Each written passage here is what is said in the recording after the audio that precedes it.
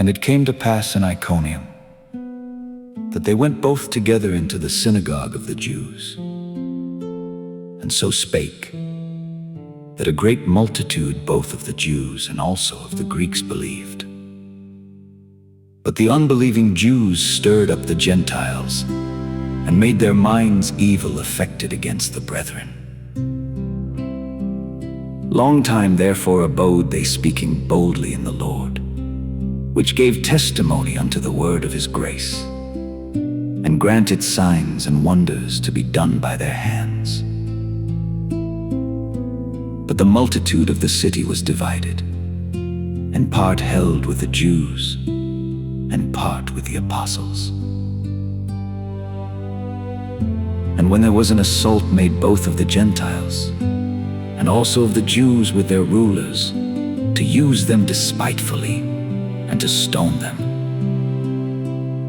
they were ware of it, and fled unto Lystra and Derbe, cities of Lycaonia, and unto the region that lieth round about.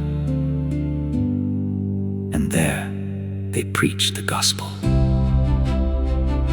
And there sat a certain man at Lystra, impotent in his feet, being a cripple from his mother's womb, who never had walked.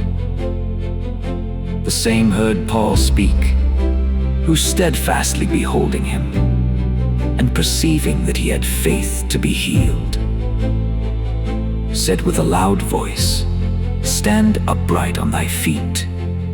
And he leaped and walked. And when the people saw what Paul had done, they lifted up their voices, saying in the speech of Lycaonia, The gods are come down to us in the likeness of men. And they called Barnabas Jupiter, and Paul Mercurius, because he was the chief speaker. Then the priest of Jupiter, which was before their city, brought oxen and garlands unto the gates, and would have done sacrifice with the people. Which when the apostles, Barnabas and Paul, heard of, they rent their clothes, and ran in among the people, crying out, and saying, Sirs, why do ye these things?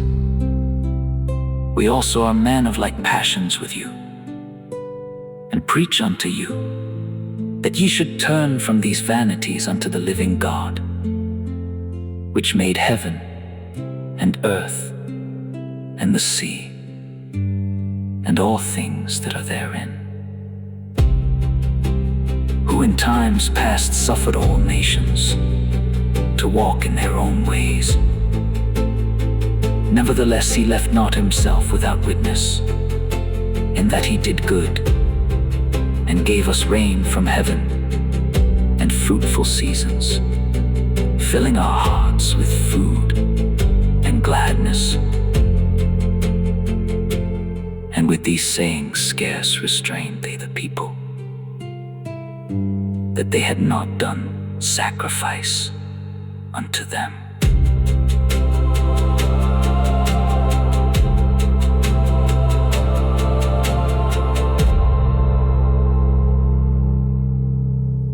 And there came thither certain Jews from Antioch and Iconium, who persuaded the people, and having stoned Paul, drew him out of the city, supposing he had been dead.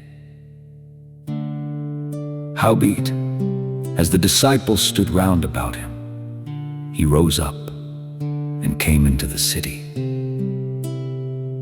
And the next day he departed with Barnabas to Derbe. And when they had preached the gospel to that city, and had taught many, they returned again to Lystra, and to Iconium, and Antioch,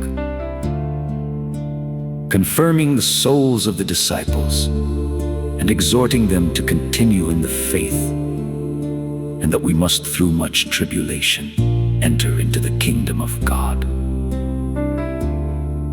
And when they had ordained them elders in every church, and had prayed with fasting, they commended them to the Lord, on whom they believed. And after they had passed throughout Pisidia, they came to Pamphylia. And when they had preached the word in Perga, they went down into Italia, and thence sailed to Antioch, from whence they had been recommended to the grace of God for the work which they fulfilled. And when they were come and had gathered the church together, they rehearsed all that God had done with them, and how he had opened the door of faith unto the Gentiles. And there they abode long time with the disciples.